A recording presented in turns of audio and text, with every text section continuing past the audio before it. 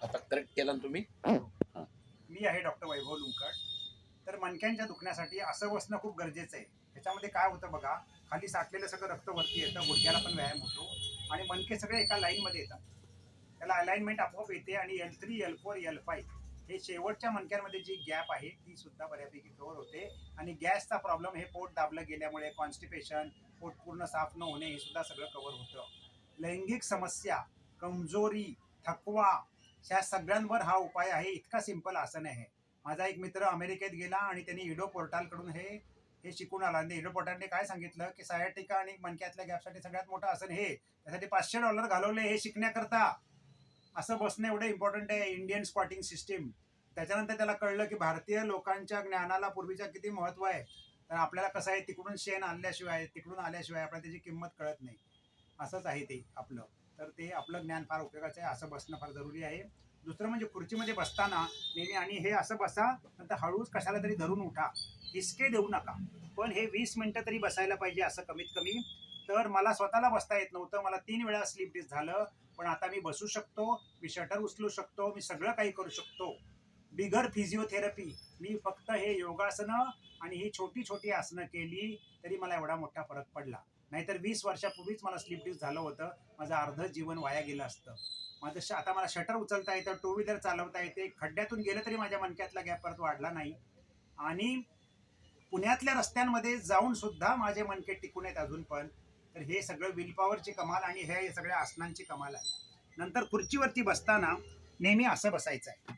असं बसल्यानंतर काय होतं की पाठ मागे टेकायची नाही, आपोआप ताट बसलं जातं आणि मणक्यांमधली ती गॅप वाढत नाही. आणि 2 पायांमध्ये अंतर ठेवायचं, आपोआप ताट बसलं जातं. दुसरं म्हणजे दिवसातून एकदा तरी असं करायचं आहे. काय करायचं, हात असे ठेवायचे, असे नाही, असे ठेवायचे. आणि एकदा तरी असं पूर्ण मागे वाकायचं. त्याच्यामध्ये आपले खांदे आणि मान एवढे वाकले गेले पाहिजेत मागे, कंबर वर आली पाहिजे. आणि थोडासा असा झोका घ्यायचा. असं झोका घेतल्यानंतर आपोआप तुमच्या मणक्यांना व्यायाम होतो आणि सगळं काही अर्ध आसन योगासन होऊन जातात. आणि याच्यामध्ये बघा, मान पूर्ण मागे जाते, मानेच्या मणक्यांना व्यायाम होतो आणि खूप मोठा फरक पडतो. तर एवढ्या छोट्या छोट्या गोष्टी आपल्याला केल्या पाहिजेत. त्याच्यातून सुद्धा बरंचसं आपलं आरोग्य जाग्यावर येतं. हे असं उभं राहायचं आहे आणि असं 2-3 वेळा करायचं आहे. त्याच्यामुळे सुद्धा खूप मोठा फरक पडतो. दुसरं म्हणजे डोकं असं मागे न्यायचं आहे, त्याच्याने मानेला फरक पडतो.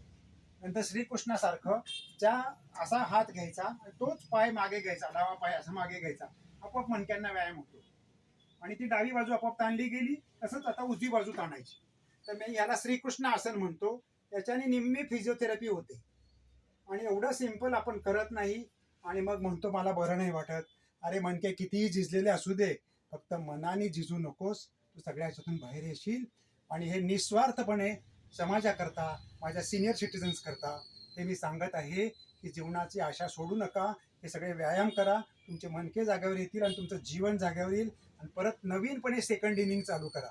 काही आपलं बिघडलेलं नाही आहे. फक्त एवढंच आहे, ह्याच्या नादी लागू नका आणि मस्त जगा. काही प्रॉब्लेम नाही, सगळं मस्ती एन्जॉय करा. उलट हेच काळ आहे आपल्याला एन्जॉय करायचा. तर त्या जबाबदाऱ्यांमध्ये आपण एन्जॉयच करू शकलो नाही.